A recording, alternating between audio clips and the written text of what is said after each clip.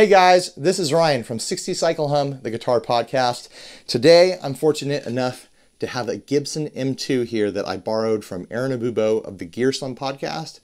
They have their own video up, their own, kind of review, breakdown of their first impressions of this guitar on their YouTube channel. So go check that out too. I'm getting sloppy seconds on this thing. Aaron from the Gear Slum already swapped out the tuners. He had a problem with the original tuners. I think these are a big improvement just in looks alone. They really complete the Gibson look with those off-green plastic tips. Really classy looking. So that was a big complaint from Aaron, is the quality of the original tuners. It sounds like they were slipping out of tune a lot. These are just fine. I'm having no problem with these staying in tune or slipping out of tune or anything like that. Other hardware issues. The bridge down here. To me, it looks like Gibson mismatched the bridge with the pull pieces. The bridge doesn't fit snugly in the pull pieces, and so it tilts forward. That's kind of an issue. I mean, the guitar plays. The only person who's going to know that it's tilting forward is you when you're playing with it. I feel like if it didn't tilt forward, you would be able to get this bridge a little bit lower. It is maxed down all the way low right now. You know what's funny? Is that the post on the bottom looks like it's even a different model than the post on the top. The post on the top has an underpiece, and the post on the bottom does not have an underpiece. So there's some real, like, parts grab bagging going on here with this thing. If I owned one of these, I would probably be looking to replace the bridge with something that has all its parts that fit together a little bit better. You know, bridges aren't expensive, like $50, $100, something like that, to make your guitar play the way you think it should. I think that's the biggest issue with this guitar, is that there's two main components that should kind of be upgraded: tuners and the bridge. The pickups sound really good to me. They sound just like what you would expect from a normal humbucker.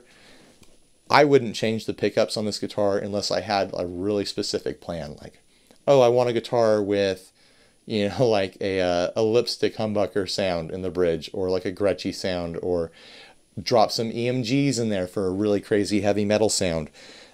Switches fine, pots are fine, strap buttons are fine. I'm fine with the nut. I haven't had any issues with the strings binding when I bend or anything like that. But yeah, the bridge and the tuners, they're no picnic. Let's talk about the finish. Aaron already managed to chip this a little bit, which I'm glad he did, because you can see how thin the finish is. It is paper tissue thin. This thing is going to relic like a dream if you want a guitar that's going to age with you as you play it and just beat it to crap in your punk rock band. Like, this thing's really going to relic up on you. The finish itself has a bit of an orange peel texture to it. It's relatively noticeable from arm length away, like that. I can still see it. Yeah, definite orange peel. So people in the audience are going to be able to pick up on that if they're in the front row. You have to decide if that bothers you or not. There's a lot of builders who are wishing that people weren't so into glass-like mirror finishes on guitars.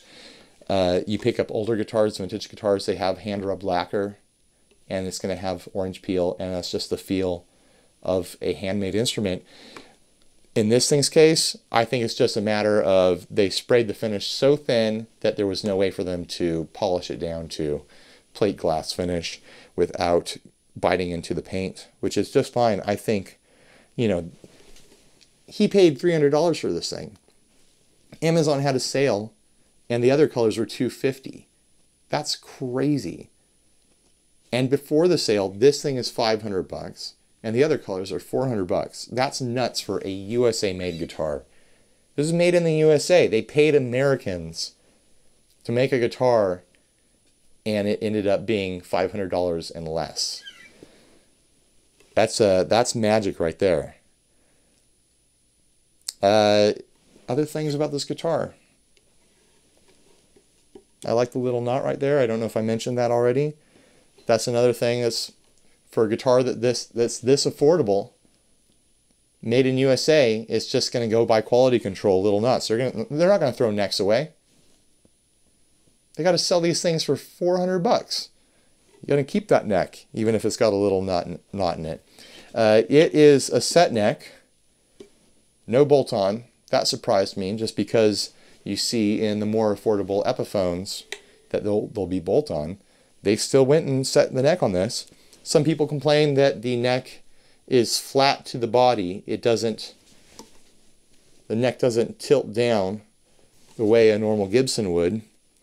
And if it did tilt down, that would give you a little bit more room to drop the bridge, to get a little bit lower action. I think the action is fine. It's not a huge deal. It's obviously not a shredder guitar.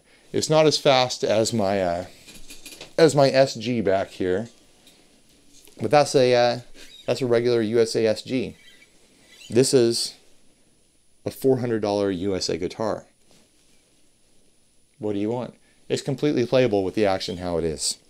Completely playable. I wouldn't use it as, like I said, a shredder, like lead machine.